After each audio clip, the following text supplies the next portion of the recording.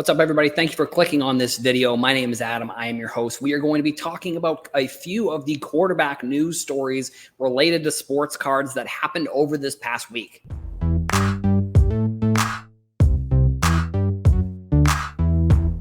Thank you for clicking on this video. If you have comments about these topics, make sure you leave them in the comments.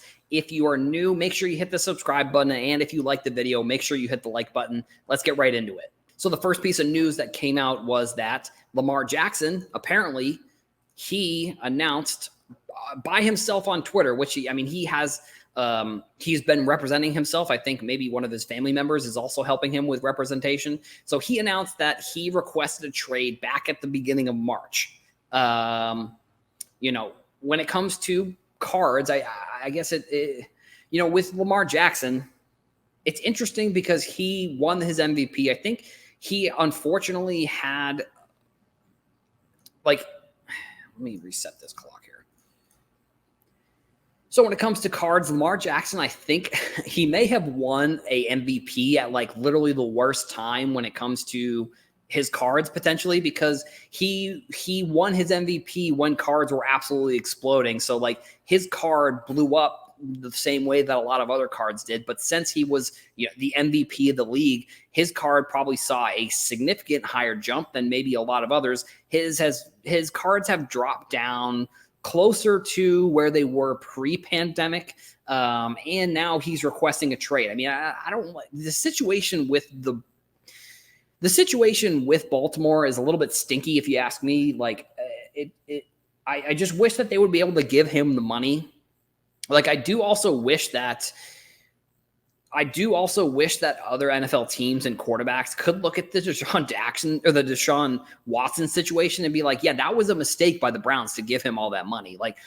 He unfortunately, which granted, it's not on him to not take the money. It's on the Browns for having poor leadership, having poor managing of a team. They essentially ruined the quarterback market, because now every quarterback that becomes a free agent is going to look at that Deshaun Watson contract and they're going to want that money too, because Lamar Jackson's an MVP. He's brought them pretty far in the playoffs. Deshaun Watson, I'm not going to get into what he's done, but if I'm Lamar Jackson, I'm saying that's the contract that I want. I'm wanting this contract because look at what I've done in the league so far compared to Deshaun Watson. Why should I not get the contract that he's got? And granted, we have also seen caps go up. So the interesting thing when quarterbacks sign a contract, it's every single one is the biggest contract in NFL history. It really just depends on, what year it is and what time of free agency these players have come into. Lamar Jackson is saying that he's requested a trade. It's also kind of getting into the franchise tag situation where it's I don't love the idea of the franchise tag because it just hurts the players more than I think it helps the team. I think because it's yeah, sure, if you're franchise tagging a player who is a key player on your team, but you're not ready to sign him, so you're going to sign him the next year. I guess that's best case scenario in something like this. But at the same time, if you're Lamar Jackson, why should you not have the guaranteed money? Why should you not have the guaranteed contract when you're playing one of the more dangerous sports? And, whether we like it or not, Lamar Jackson, the way he plays can be a little bit dangerous just because he's running all over the field, which I love. First of all, I think he's adding a ton of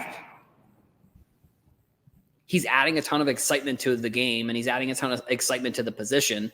But when it comes to cards, I think we have to realistically take a step back, and the charts we're using for comparing quarterback cards, unfortunately, I think we have to look at the 2021, 2022 time periods as almost an anomaly, because it was. And I guess looking back on it now, it's easy for me to sit here and say that, because when I was in it, I didn't see that coming necessarily. I probably should have, because, there were people that were calling for it, I guess. But at the same time, I just think that, the time period of when Lamar Jackson, let me just go to Card Ladder real quick and look at his cards.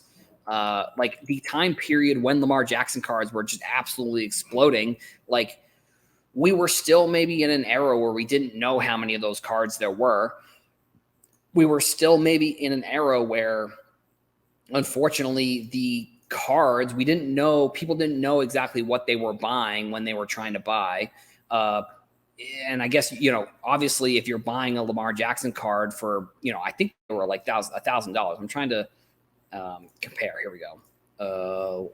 Lamar Jackson, Prism, PSA 10. Right now they're sitting, from what it looks like, they're sitting at about 260. Unfortunately, that's at one point. Actually, that's 2 years. So let me see all time. Maybe, yeah. Actually, let me just share this screen really quick. We can just look at his prices. Like, unfortunately, the August of 2020, $3,500. It's unfortunate that someone bought that card for that price. And I mean, I think actually cards like this are probably some of the reason why we're seeing a lot of the downtrends in a lot of cards, because people probably lost a significant amount of money on cards like this, because there were people that bought them in 2018 PSA 10s for 42. And then if you're selling them at the peak right before the NFL season, which I've seen a trend where right before the NFL season is probably one of the better times to sell your cards. Even a month later in September, those cards are selling for $2,500. And then once the season gets going, there's in January, they're already down to $900. And like I said, now they're sitting at $260. So it's like this time period, I think, is going to be an anomaly. And I think it's probably, unfortunately, a time where I think it's going to have maybe more of a ripple effect on cards when it comes to what some of these, Prism cards could sell for. And it's even like, if you look at the population, it has a very low population, all things considered, compared to other quarterback cards.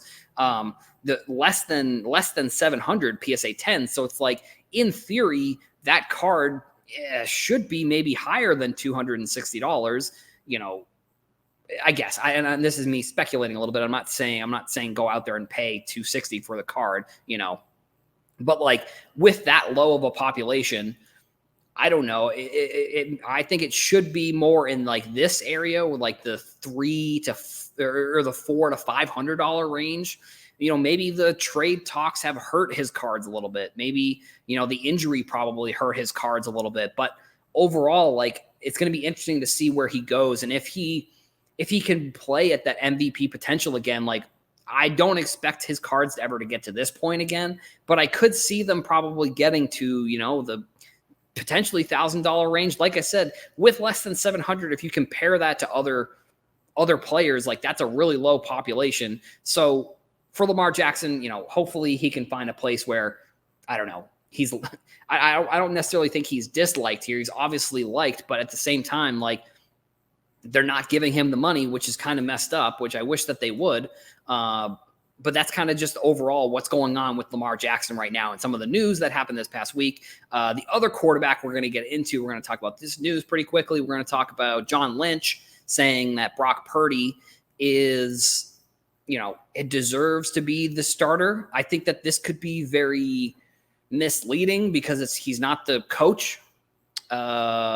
Because it could be something where they're trying to trade either him or Trey Lance potentially at the draft. This person here said Trey Lance is slowly becoming one of the biggest busts in NFL history. I don't even think Trey Lance has had the opportunity to be a bust. Like, he got hurt.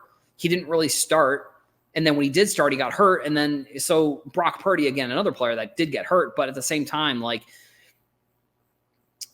I wonder if this comment is made more to try and get more draft capital, if they're potentially looking to trade him, or if it's actually like, he's going to be the starter and Trey Lance lost his opportunity, which, if you have a first round pick like that, it's really, if you miss when you have such a high draft pick, it's very hard to reconcile, the picks that you used on a player like Trey Lance, where you look at other players in that draft that you could have got, like, you could have got another position player. Like, it was just always an interesting situation in San Francisco. They have a really good team, but around him, I think it's hard. Like, any quarterback that's in that scenario is probably going to be pretty good because of the team that they have around him.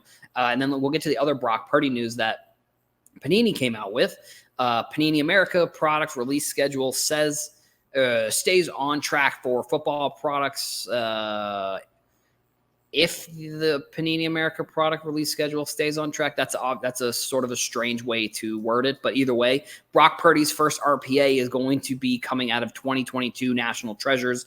So that means any football products. I don't know if that means he's not going to have any RPAs in products that don't come out before National Treasures. So make sure if you're looking to buy into any breaks or if you're looking to buy any Brock Purdy cards, just know that National Treasures this year is going to be his first RPA that he's going to have. I guess it's interesting that, when it comes to Brock Purdy, like I don't think he's going to be like the next Tom Brady when it comes to a player drafted late in the draft and then goes on to maybe have a good career. I don't know. Or maybe he is. Like, this is kind of the crazy thing about sports. It's like, who knows? And also because, like I said, Brock Purdy has a really good team. Like the 49ers are a really good team around Brock Purdy. So it's like, who really knows what his career trajectory could be?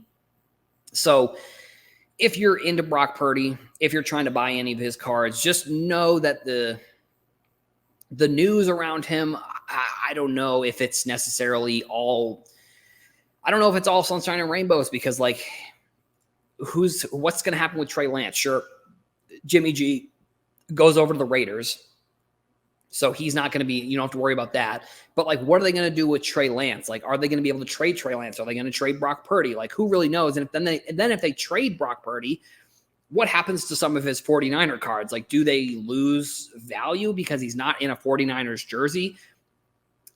My prediction for this upcoming draft is that it's going to be one of the wildest. I think it's going to be an extremely wild draft. Like, I think there's going to be tons of trades, teams trading up, teams trading down, quarterbacks getting picked early, quarterbacks maybe falling in the draft a little bit, teams trading potential draft picks, teams trading future draft picks for this year.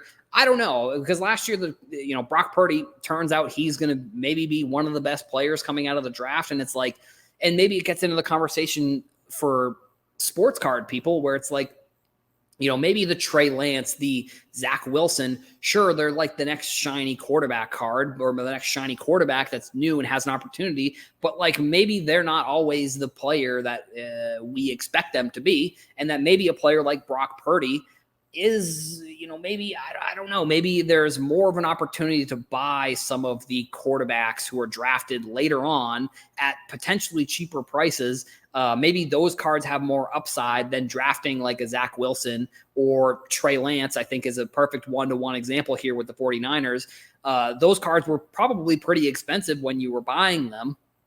So like maybe there's more of an opportunity to buy quarterbacks in the later rounds than to buy the first round quarterbacks.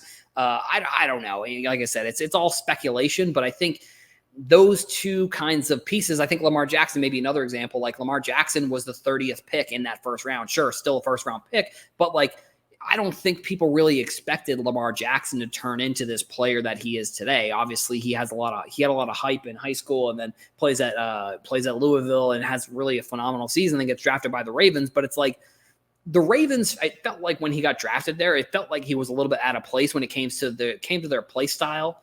Because Joe Flacco being in the pocket type of player, Lamar Jackson obviously more of a runner.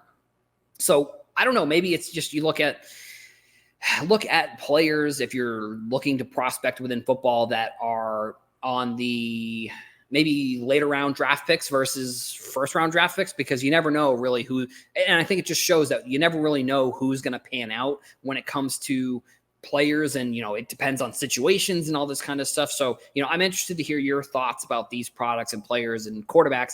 So if you're watching, make sure you leave them in the comments. I'll see you in the next one.